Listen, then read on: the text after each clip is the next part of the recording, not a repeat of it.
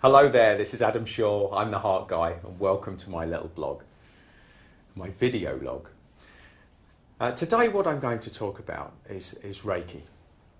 Now Reiki, for me, it was my inroad to the world of energy medicine. Now what is energy medicine?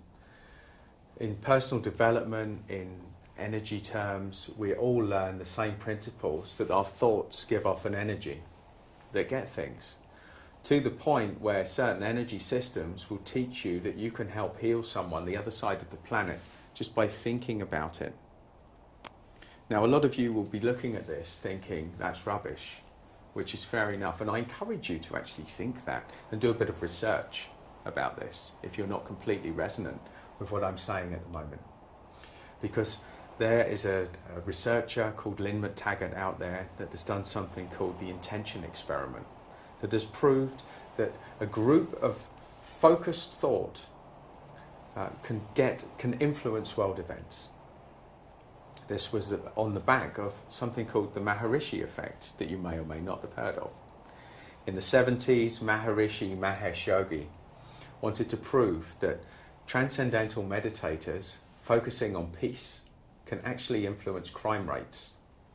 And they went into major cities during times and had the crime statistics for those times and those days every week.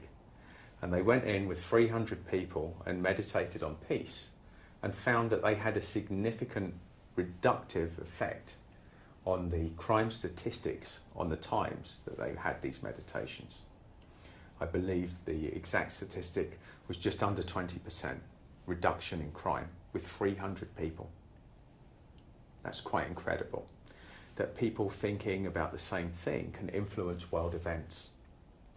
And when you look into this phenomenon and you see how our thoughts can influence the structure of water, if you find the work of Dr. Masaru Emoto, who freezes water crystals and can study their structure under a microscope, and he took the water from the same source, froze it, got the structure, put it in two different cups. And on one cup he wrote, "You fool," and on the other cup he wrote, "I love you." And then left them for a few days, then refroze the separate crystals from each sample of water. The "You fool" sample had distorted beyond recognition. And to the one with "I love you" on it had synchronized, so it was a perfectly formed crystal that was completely in sync, just by writing "I love you." Now this was done with different water sources in different countries and written down in different languages, and found the energy that was put into the cup, or the written word put on the cup, influenced the crystalline structure of water. Now when you piece all of this together, it goes to the simplest initial block, which is our thoughts influence the entire crystalline structure of our body.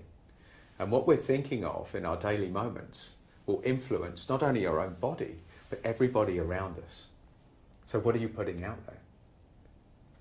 And what I teach now is how for people to be aware of this phenomenon, to think more positive thoughts, and to put out more positive vibes to other people, while simultaneously keeping your own energy at the optimum level.